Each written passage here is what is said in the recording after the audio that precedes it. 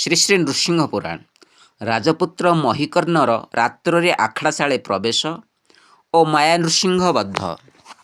ଏଥି ଉତ୍ତାରେ ପରୀକ୍ଷ ମହାରଥା ପୁଣ ପୁଛେ ମୁନିଙ୍କ ଆଖଡ଼ା ଶାଳର ବିଧାନ।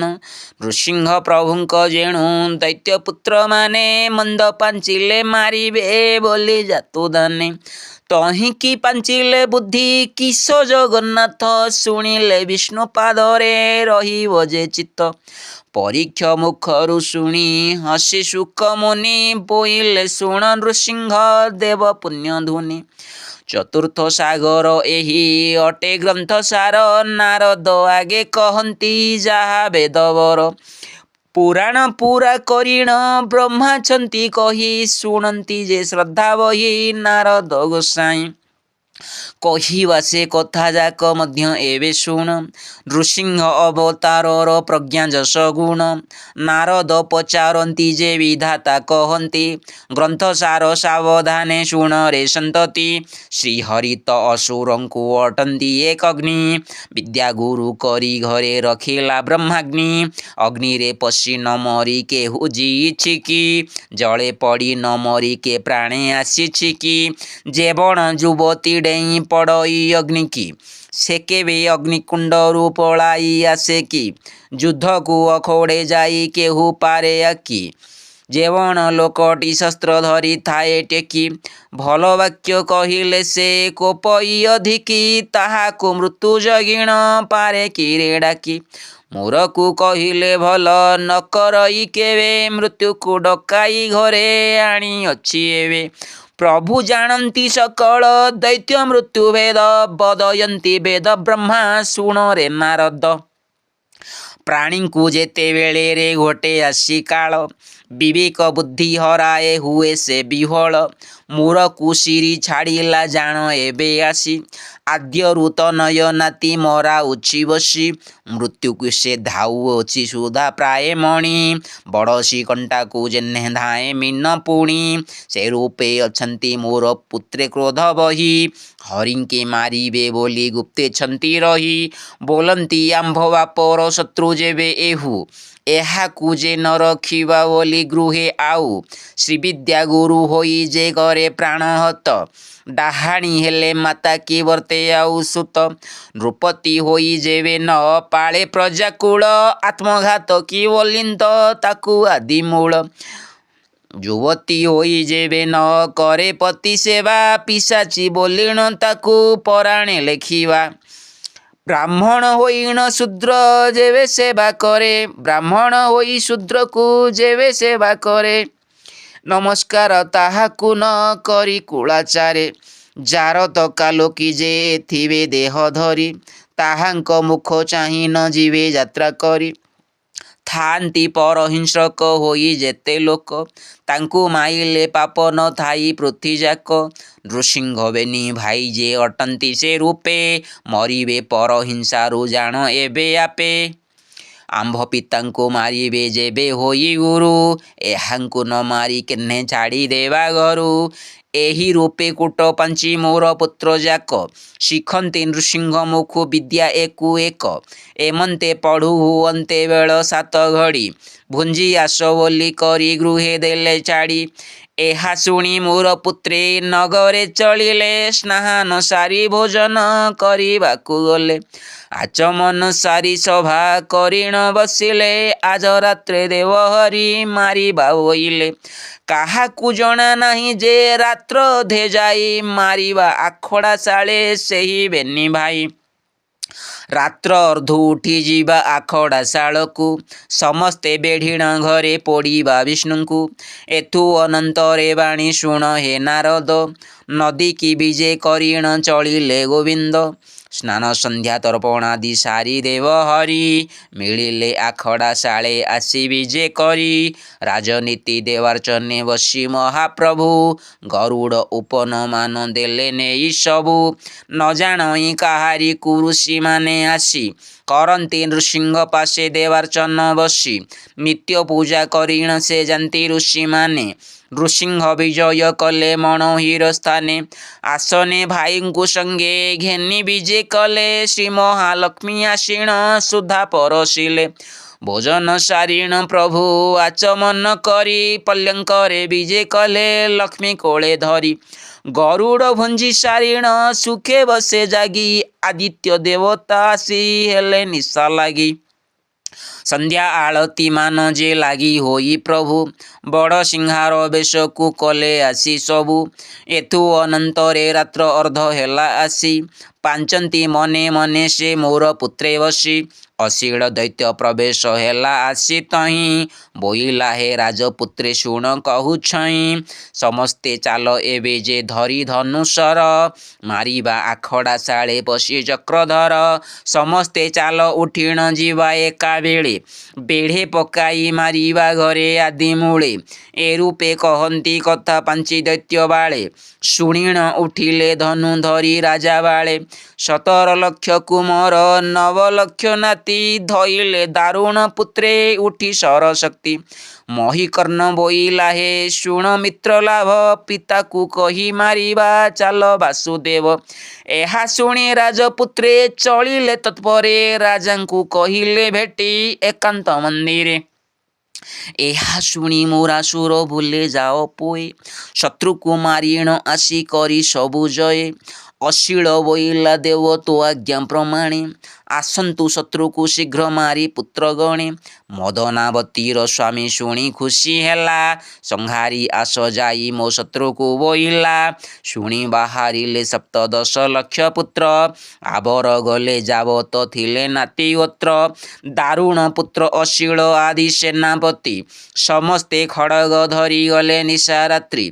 आखड़ा शाल द्वार रे प्रवेशिले जाई देखिले पहाड़ी माने जगी तही से माने पूछिले उठी राजपुत्र जाकू बोइले रात्रि आसिल किंपा आखड़ा को राजार ज्येष्ठ तनय जेऊ महीकर्ण बोलई कहिबा गुप्त कथा तुम्बे शुण आंभर अटंती जान विद्या गुरु जेहू आंभ को मारिवे बोली आसीचंती सेहू विद्या गुरु होईन से गुप्ते छंती रोही राजा को मारिबे बोली छंती बेनी भाई ए दुहे कृष्ण वल्लभ राजा शिशिपुण नृसिंहावतार होई छंती एही क्षण नारदे कहिले एही कथा गुप्त करी तेणु एहांकु आनिले आंभ राजा धरी श्री विद्या गुरु करिण घरे रखिलेणी रखन्ते समय बही गला वर्ष बेनी एते दिन करे आसी राजा आज्ञा हेला नृसिंह को मारिबा को गुप्ते मंत्र कला तेणु से एठाकू राजा पेशिले आंभंकु रात्र अर्धे मारी जीवु एही नृसिंह को शुणिण पहाड़ी माने एले आचंबित बोइले लागिला एहा शुणी विपरीत आंभ राजा को करिवे जेबे सेहु नाश ताहाकू रखिले आउ न मिले पौरुष देहे पड़िले ब्राह्मण गोरु हेले चेदी रखिवा के मंते जाणु एड़े बड़वादी ए रूपे बोली जगिले द्वारी चेता होई मोरर पुत्रे भितरे पशिले धसाई असुर पुत्रंक माया जानी भगवान पल्यंकु उठी बसिण विचारिले मन बोइले आरे पापिष्ट आस मते मारी तुम्भर बळे मते कि नाश करि पारी बाली फिंगिले पर्वत होए कि रे गुंडा अकर्मशीली कि हाणी पारिब कि खंडा पकाइण धूली केहू अब्ध करे पोता नले मापी आकाशे के गरीब गणिता विष्णुर आयुष केते केहू कली पारे जीव थाई के बढ़ई ब्रह्मा पलय विष्णु एका रही करी बढ़े देह धरी से प्रभु को नष्टे देख आसुछंती मारी जे पाप पांचई सेहू अल्पे जाए नाश दैते अनल देवे जाणु जाणु झास गुरु बोली यही माने न मानिले ढाले शिष्य होई शत्रु ठारू बलिले चंडाले गृह को आसीण एबे हेले सिरिच्युत निबंश से करुअछि आदि नाती पुत्र जहा को संसारे आसी अभाग्य पड़ई नाती आड़ू वंश तार प्रकाशी छिड़ई ଏ ରୂପେ ପାଞ୍ଚନ୍ତେ ମନେ ମନେ ଦେବରାଜେ ଗରୁଡ଼ ଶେଷ ଦେବଙ୍କୁ ଜ୍ଞାନୀ କଲେ ବିଜେ। ଶ୍ରୀ ମହାଲକ୍ଷ୍ମୀଙ୍କି ପ୍ରଭୁ କୋଳଗ୍ରତ କରି ତହୁଁ ଉଡ଼ି ଚାଲିଗଲେ ପକ୍ଷୀରାଜ ପରି। କାହାକୁ ଯେ ଜଣା ନାହିଁ ଶୂନ୍ୟ ଗଲେ ଉଠି ଦିଶନ୍ତି ଯେ ଶୋଇଲାର ପ୍ରାୟ ପଲ୍ୟଙ୍କେଟି। ଏଥୁ ଅନନ୍ତରେ ତହିଁ ମୋର ପୁତ୍ର ଯାକ ବେଢ଼ିଲେ ମାରିବେ ବୋଲି ହୋଇ ଡାକ ହାକ। ଦେଖିଲେ ପଡ଼ନ୍ତି ଦ୍ୱାରେ କବାଟ କିଳିଣି ବିଷମ ଅର୍ଗଳି ମୁଦ ବଜ୍ର ସମଞ୍ଜିଣି। ପେଲିଲେ ନ ଚଳେ ସେହୁ ମେରୁ କିଳା ପ୍ରାୟ ତାଡ଼ିଲେ କଷାବଳର ମୁନେ ଦୈତ୍ୟ ପୋଏ। କବାଟ ମେଲା କରିଣ ପଶିଲେ ଭିତରେ ଦେଖିଲେ ପଲ୍ୟଙ୍କ ବେନି ପଡ଼ିଛି ମନ୍ଦିରେ। ଦିଶନ୍ତି ଶୟନ କଲା ପ୍ରାୟ ବେନି ଭାଇ ଯେହ୍ନେ ତହିଁ ଚନ୍ଦ୍ର ସୂର୍ଯ୍ୟ ଜ୍ୟୋତି ବିରାଜଇ। ପାଟ ସେଜ ମୋ ଚୂଳା ଯେ ସ୍ୱର୍ଣ୍ଣ ଜରି ପାଗ ପଡ଼ିଅଛି ତହିଁ ପରେ କେତକୀ ପରାଗ। ଅସୁରଙ୍କୁ ଖଟ ସେଜ ଦିଶେ ଝଟ ଝଟ ପଡ଼ିଛି ଅଚଳ ମେରୁ ପ୍ରାୟ ରତ୍ନ ଖଟ। ଦୈତ୍ୟ ବୋଇଲେ ଏହି କାଳେ ବେଗେ ମାର ଚେତନା ପାଇଲେ କଥା ହେବ ଅପ୍ରକାର। ଅବିଶ୍ୱାସ ହେଲା ପ୍ରାୟ ହେବ କଥା ସିନା ଚେତାନହୁ ପିଟି କର ପଲ୍ୟଙ୍କରେ ଚୁନା। ଅସୁର ଉଠିଲେ ଏତେ ପାଞ୍ଚି କୋପ ଭରେ ପିଟିଲେ ଗଦା ନେଇଣ ପଲ୍ୟଙ୍କ ଉପରେ। ସାବେଳି ଦୁଆଡ଼ କୁନ୍ତ ଆଉ ଏକ ମୁନା ପରଶୁ ଖପର କାତି ଭୂଷଣ ଫର୍କନା। ଆବର ମୁଦ୍ଗର ଭାଲ ଯଷ୍ଟି ଶକ୍ତି ଶୂଳ ପିଟିଲେ ଖଡ଼ଗ ବଜ୍ର ନେଇ ଦୈତ୍ୟ ବଳ। ଯେତେ ପ୍ରକାର ଶର ହାତେ ଧରିଥିଲେ ପଲ୍ୟଙ୍କ ଉପରେ ନେଇ ସର୍ବ ପ୍ରହାରିଲେ। କେ ପିଟଇ କେ ଛେଚଇ ଭୂଷେ ଶୂଳ ଧରି କେହୁ ଖଣ୍ଡା ପ୍ରହାରେ କେ ପାଶୁପତ ମାରି। ପଲ୍ୟଙ୍କ ଯାକ ଭାଙ୍ଗିଣ କଲେ ମସିଗୁଣ୍ଡ ଗର୍ଜନ୍ତି ଦୈତ୍ୟ ପୁତ୍ରେ ହୋଇଣ ପ୍ରଚଣ୍ଡ। ବୋଲନ୍ତି ଆମ୍ଭ ପିତାର ଗଲା ଶତ୍ରୁ କ୍ଷୟେ କରନ୍ତୁ ବେଗ ନିଶ୍ଚିନ୍ତେ ପୃଥି ଏବେ ରାଏ। ଏଛାର କଥାକୁ ପୁଣି ଭାଳି ବସିଥାନ୍ତି କାହାରି ଆଗରେ ଏହି କଥା ନ କହନ୍ତି। ଆମ୍ଭଙ୍କୁ ଆଗହୁଁ ପିତା ଯେବେ ଥାନ୍ତେ କହି ଏତେ ଦିନ ବର୍ତ୍ତିକି ରହିଥାନ୍ତେ ଏହି। ଆଶିଣ ଦେଖନ୍ତୁ ଏବେ କାଲି ଇଚ୍ଛା ସୁଖେ ଶତ୍ରୁ ଛାର କି ପଡ଼ିଲେ ରହେ ଆମ୍ଭ ମୁଖେ। ଅଶୀଳ ବୋଲେ ଏ ଗଲେ ସମସ୍ତଙ୍କ ସଲ ରାଜା ଛାମୁରେ କହିବା ଏବେ ଯାଇ ଚାଲ। ଏହା ଶୁଣି ମହୀକର୍ଣ୍ଣ ବୋଲେ ଚାଲ ବେଗେ କହିବା ସୁଲଭ କଥା ଯାଇ ରାଜା ଆଗେ। ଏହି ରୂପେ ମନେ ପଞ୍ଚି ରାଜପୁତ୍ରମାନେ ଜଗାଇଣ ଦ୍ୱାରୀଙ୍କୁ ରଖିଲେ ଯେ ସେ ସ୍ଥାନେ। ବୋଇଲେ ରାଜାଙ୍କ ଆଜ୍ଞା ହେବ ଯେତେବେଳେ ଶୁଣିଲେ ତେବେ ତ ଯାଇ ଆସିବୁ ତତ୍କାଳେ। ଏ ରୂପେ ଆସନ୍ତେ କହି ତାଙ୍କୁ ଦୈତ୍ୟ ପୋଏ ନିକାଞ୍ଚନେ ବସି କରି ଭାଳେ ଦୈତ୍ୟ ରାଏ। ବୋଇଲେ ରାତ୍ରେ ପୁତ୍ରଙ୍କୁ ଦେଲି କିମ୍ପା ପେଶି ଗୁପତେ ତାହାଙ୍କ ସଙ୍ଗେ ନଗଲି ମୁଁ ମିଶି। ନଘୁଣ ପୁତ୍ରଙ୍କୁ ମୋର ପ୍ରମାଦ ପଡ଼ଇ ନପୁଣ ପୁତ୍ରଙ୍କୁ ମୋର ପ୍ରମାଦ ପଡ଼ଇ ଆଗହୁଁ ପାଞ୍ଚି ଏହା ନ ଗଲି କିମ୍ପା ମୁହିଁ। ଏ ରୂପେ ଭାଳଇ ମୋର ବସି ମନେ ମନେ ମିଳିଗଲେ ପୁତ୍ରେ ଆସି ରାଜା ସନ୍ନିଧାନେ। ମହୀକର୍ଣ୍ଣ ମିତ୍ର ଲାଭ ମହୀଶୂଳ ଯାଏ ମହାକାଳ ମହାବଳ ମହୀଶୀଳ ରାଏ। ମହାନ ମହୀଶୀଳ ଯେ ମକରାକ୍ଷସାଦି ମହୀଚନ୍ଦ୍ର ମହେନ୍ଦ୍ର ମନ୍ମଥ ମନଭେଦି। ଏହି ବିବିଧ ଅକ୍ଷରେ ପୁତ୍ର ନାମ ସିନା ଗଲେ ରାଜାଙ୍କ ଛାମୁକୁ ଉଡ଼େ ବୀରବାନା। ଆଶିଣ ରାଜା ପାଦରେ କଲେ ନମସ୍କାର ଦେଖିଣ ଅଙ୍ଗରୁ ଭୟ ଛାଡ଼ିଣ ସେ ମୋର। ପୁଛିଲା ସେ ହସି ହସି ଆସିଲ କି ବାବୁ ଶତ୍ରୁ ମାରି ପାରିଲ କି କହ ଆଗ ସବୁ। ପୁତ୍ରେ ବୋଇଲେ ବିନାଶୀ ଅଇଲୁ ବଇରି ଗଦାରେ ପିଟିଣ ତହି ଦେଲୁ ତାଙ୍କୁ ମାରି। ପଲ୍ୟଙ୍କ ଖଟ ଦୋଳି ସୁପାତି ଶଯ୍ୟା ଯେତେ ସମସ୍ତେ ଧୂଳି ହୋଇଣ ଗଲେ ଗଦା ଘାତେ। ଏଛାର କଥାକୁ କେତେ ଭାଳୁଥିଲୁ ତୁହି ଚିନ୍ତା ହୋଇ ନିଶ୍ଚିନ୍ତେ ଥାଅ ଏବେ ରହି। ଏହା ଶୁଣି ମୋରାସୁର ହେଲା ବଡ଼ ଶ୍ରଦ୍ଧା ବୋଲଇ ଅଟନ୍ତି ପୁତ୍ରେ ମୋର କେଡ଼େ ଯୋଦ୍ଧା। ସାକ୍ଷାତରେ ବିଷ୍ଣୁ ମାରି ନିଶ୍ଚିନ୍ତ କରିଲେ ବିଷ୍ଣୁଠାରୁ ବଡ଼ ପ୍ରାୟ ମୋତେ ଦିଶିଲେ। ଏତେ ବୋଲି ମହାରାଜା ପୁତ୍ରକୁ ପ୍ରଶଂସି ସବୁରି ମୁଖେ ଚୁମ୍ବନ ଦେଲାକ ଆଶ୍ୱାସୀ। ପୁତ୍ରଙ୍କୁ ସଙ୍ଗରେ ଧରି ଚଳିଲା ଗୃହକୁ କୁମରେ ଚଳିଲେ ତହୁଁ ଶଯ୍ୟା କରିବାକୁ। ଏଥୁ ଅନ୍ତେ ରାଜା ମନେ ଆନନ୍ଦ ହୋଇଲା ମଦନାବତୀ ପୁରକୁ ତହୁଁ ବିଜେ କଲା। ବିଷ୍ଣୁ ମରଣ ପୁତ୍ରଙ୍କ ମୁଖୁ ଥିଲା ଶୁଣି ତେଣୁ ଆନନ୍ଦ ଚିତ୍ତରେ ଦ୍ୱିଗୁଣ ଜନ୍ମିଲି। ବିଷ୍ଣୁ ମରଣ ପୁତ୍ରଙ୍କ ମୁଖୁ ଶୁଣିଥିଲା, ତେଣୁ ଆନନ୍ଦ ଚିତ୍ତରେ ଦ୍ୱିଗୁଣ ଜନ୍ମିଲା। ନମର ଆନନ୍ଦ କଥା ଅଳପ ଅଟେ କି, ସ୍ୱର୍ଗର ଭୋଗ ପରାୟ ତୁଳନା ନୁହେଁ କି। ତାମ୍ବୁଳ ସାରି ପଲ୍ଲଙ୍କି ରାଜା କଲା ବିଜେ, ରାଣୀକୁ ଚାହିଁଣ ପୁଣି କହେ ନୃପରାଜେ। ବୋଲେ ସଖୀ ଆଜ ହେଲା ଏ ବଡ଼ ଅଦ୍ଭୁତ, ମାରିଣ ଆସିଲେ ପୁତ୍ରେ ଯାଇ ଜଗନ୍ନାଥ। ଆଜ ରାତ୍ର ଅର୍ଦ୍ଧକାଳେ ଆଖଡ଼ାକୁ ଯାଇ, ଗୁପ୍ତେ ମାରି ଆସିଲେ ନୃସିଂହ ବେନି ଭାଇ। ତାହାଙ୍କୁ ସଂସାରେ ସିନା ମୋର ଭୟ ଥିଲା, ଏଥର ପ୍ରଳୟ ଯାଏ ମହି ଭୋଗ ହେଲା। ପ୍ରଳୟ ହେଲେ ମରିବି ଜାଣିଥାଅ ତୁହି, ଅଚିନ୍ତା ହୋଇ କରିବା ଭୋଗ ଏବେ ମହି। ମଦନାବତୀ ଏ ରୂପେ ରାଜା ମୁଖୁ ଶୁଣି, ରହିଲା ନିର୍ଜୀବ ପ୍ରାୟ ହୋଇ ଦଣ୍ଡେ ପୁଣି। ନୃସିଂହ ପ୍ରଭୁଙ୍କୁ ପୁତ୍ରେ ମାଇଲେ ବଲିଣ, ଜିହ୍ୱା କାମୋଡ଼ିଣ ରାଣୀ କହେ ବିଷ୍ଣୁ ଗୁଣ। ବୋଇଲେ କେଡ଼େ କଥା ତ କହ ସ୍ୱାମୀ ମୋତେ, ସଜୀବ ବିଷ୍ଣୁର ତୁଲେ ଲାଗିଲ କେମନ୍ତେ। ବିଷ୍ଣୁରେ ଦ୍ରୋହ ଅର୍ଜୁନ ମଲେ କେତେ ମୂଢ଼, ମଧୁ କୈଟଭଠାରୁ ତୁମ୍ଭେ ନୁହେଁ ବଡ଼। ପ୍ରଳୟ ଜାତ ତାହାକୁ ହେଲା ଆଣ୍ଠୁଆଣି, ତାହାକୁ ମାରିଣ ପୃଥି କଲେ ଚକ୍ରପାଣି। 50 କୋଟି ଯାଏ ସେ କାୟା ବିସ୍ତାରିଲେ, ତାହାକୁ ମର୍ଦିଣ ହରି ଜଳେ ପକାଇଲେ। ସେ ଦଇତ ଠାରୁ ତୁମ୍ଭେ କେତେ ଗୁଣେ ବଡ଼, ବୋଲୁଛ ଆସିଲେ ପୋଏ ମାରି ଯୋଗାରୂଢ଼। ବାହାରେ 50 କୋଟି ପୃଥି ଆଦି ଯେତେ, ଅଛିଦ୍ରେ ପୂରିଣ ହରି ଅଛନ୍ତି ଜଗତେ। ମୁଠା କରି ଧଇଲେ ସେ ଧରା ନ ଦିଅନ୍ତି, ଭକତ ଚିନ୍ତିବା ମାତ୍ରେ ଆଗେ ଉଭା ହୁଅନ୍ତି। ସବୁରି ଦୃଷ୍ଟି ଅଗ୍ରରେ ଥାନ୍ତି ବିଜେ କରି, ଚିହ୍ନି ନ ପାରେ ପ୍ରଭୁଙ୍କୁ କେହି ଦେହ ଧରି। ଶୂନ୍ୟ ରୂପେ ଶରୀରର ମଧ୍ୟେ ଥାନ୍ତି ରହି, ସୁଜ୍ଞାନୀ ଚିହ୍ନି ପାରିଲେ ଦେଖେ ଏକା ସେହି। ଭକ୍ତ ଚିନ୍ତା କଲେ ତତ କାଳେ ଦୃଶ୍ୟ ହୁଅନ୍ତି, ଆତଙ୍କ ନାଶିଣ ତାର ଦୃଷ୍ଟି ଅଗ୍ରେ ଥାନ୍ତି।